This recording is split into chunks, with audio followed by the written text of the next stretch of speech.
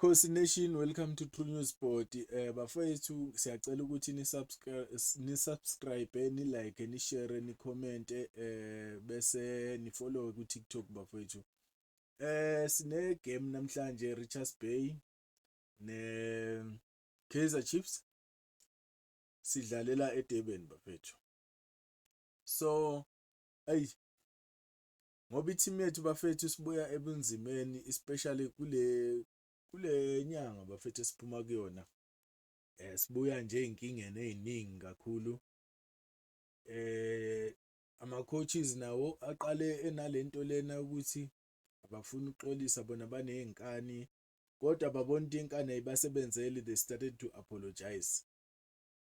They started to apologize, but apologizing while doing the same thing kuyefana nje, alukho ushintsho.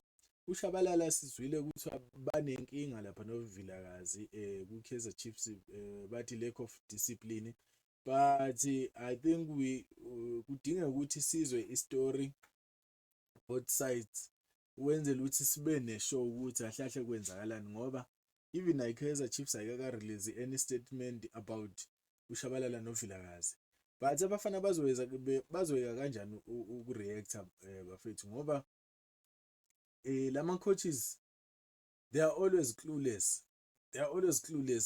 Maybe they can see ukuthi inkinga ikuphi. uVilakazi they are playing him on the wrong side. uVilakazi udlala as number 10, umuntu omele ngabe uChislet maye ngabe sekhathele uVilakazi abe yazo replace uChislet because already sinayo number 10. uVilakazi is a number 10. uChislet bebamhlalisa ebenchini for a very long time. Bayambuyisa njengamanje uChislet is performing very well. So yabona ukuthi ama coaches wethu they are always clueless bafethu. Lento ilimaza kakhulu ama supporters weKaizer Chiefs because ama supporters weKaizer Chiefs ba committed kuKaizer Chiefs. Abekho abantu abathanda i-team yabo njengeKaizer Chiefs bafethu. Noma idliwe they are always there, noma iwinile they are always there. Yabona ukuthi they are loving i-team more than anything. So into enziwa i-management yeKaizer Chiefs, I think nabo opop kumele bayicabangele ama-fans because they are nothing without ama-fans. Banga-reacta ngendlela abafuna ukureacta ngayo, but kunento kumele bayikhumbule ukuthi iKaizer Chiefs iKaizer Chiefs because of ama-supporters. Buka njengamanje iKaizer Chiefs ibidliwa from for about 10 years, kodwa ama-brands asasekhona asponsora iKaizer Chiefs. It's because of ama-supporters. They cannot see ukuthi bona bayitshela ukuthi ama-brands athanda iKaizer Chiefs, kanti ama-brands athanda la kunabantu abaningi because they know ukuthi there is a lot of money there. iKaizer Chiefs mayiqala iyogcwalisa istadium bafethu, it's a lot of money abayitholayo njenge-Kaizer Chiefs team. Bathola a lot of money because of ama-brands they are looking ukuthi okay, labantu banabantu abaningi kakhulu, so let's give them this and this and this and this, because ama-brands nawo babhekela elabi side. It's not ukuthi mhlambe babhekela iKaizer Chiefs, babhekela elabi side ukuthi nabo khona la bagena khona.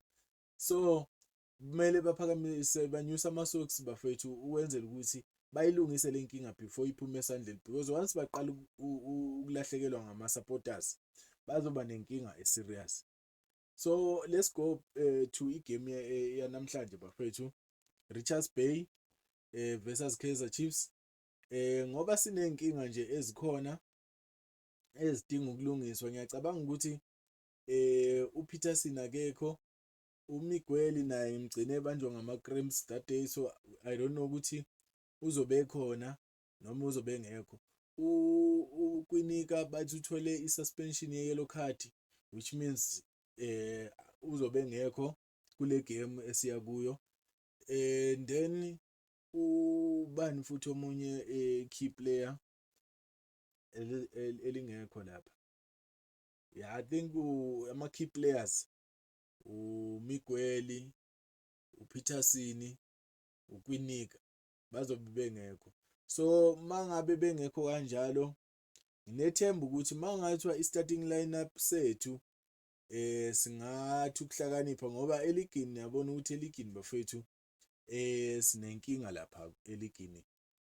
Asikwazi ukuthi singabe sehla kakhulu siya phansi singayi phambili ngoba asikwazi ukuthi singadlula abosikhukhune banama players a few than iKaizer Chiefs. Thina we have a big squad. What is a big squad doing? Because it looks like they keep on saying we have a big squad. We are preparing for this. They are always preparing. What are you preparing, guys? Because we don't have a starting lineup. Say to 11 starting lineup we don't have. Leso singasikhombula ukuthi lesi ngesethu nje ngoba nihlezi nirotate ama player njalo. Lamadoda la asixhaphaza ngempela. I-starting lineup sethu masingaba kanjena sike sikhohlwe ubavuma ayingeke. Into engiyimbone edade kuyena angazi ukuthi bethukiwe noma bekwenzala kodwa nje sibuyele emuva bavuma ayingeke, is not a good goalkeeper. Sike siteste lo mfana lo Mulife lona Kagiso Mulife o Karabo Mulife. Sike simteste bafethu sibone ukuthi yena usiphatheleni. Khona omunye ugoalkeeper bebamfakile lo ngathi umvenda naye o else sifake yena lo goalkeeper lo umvenda. Bese kuyi right back yethu nje sike sihlale ngoSolomons without rotating uSolomons unless if une injury. Umunyane uzobe buya kuphela uSolomons if he's tired. Singayimoshi into mayingekho wrong because Solomons akukho la ngathi wrong khona la onokuthi ama matches ahluleke. You cannot be perfect all the time.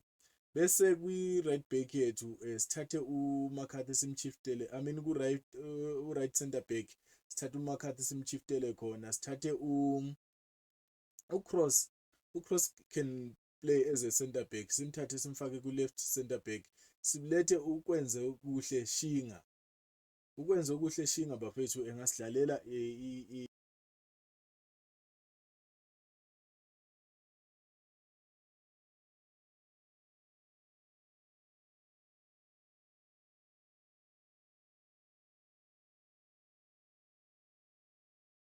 balansise ilento yethu, akwazi ukubalansa i-defense yethu ngoba sinama injuries, abanye bathola ama suspension.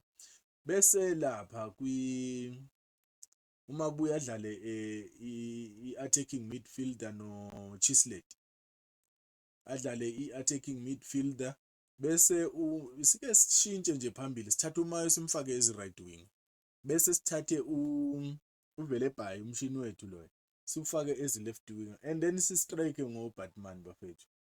Sike nje sidlale nje amagame elandelelana. Okay, ama defender singabuya siwalungise makubuya okwinika kubuya noMiguel, kodwa lapha phambili nje singayimoshi nje siyeke idlale kanjalo sobe substitute kuphela ngama substitute, sibone ukuthi singathola mapha ama results ngoba kuyabonakala nje ukuthi le yenziwa iKaizer Chiefs bafethu it's not working. Le ama coaches le ngeke, it's not working. Ba confuse ama player, ingakho ama players agcina engasadlali kahle. Yabona ukuthi i-spirit sehlile kakhulu. Bese siqala ukuba ne-fighting spirit ngalesikhathi sihlala kuma-continental level. Sema sesiqala sesodlala lamagame okugcina nezamaleki, even ne-Al Masry we performed but it was not enough. But lapha kwizamaleki bese sizoyishaya izamaleki, but ngendlela esidlale ngayo man, it was not convincing. So I hope ukuthi lama coaches bafethu ikhona ushintsho abazolwenza ukwenzela ukuthi sikwazi ukuba ne-direction as a team.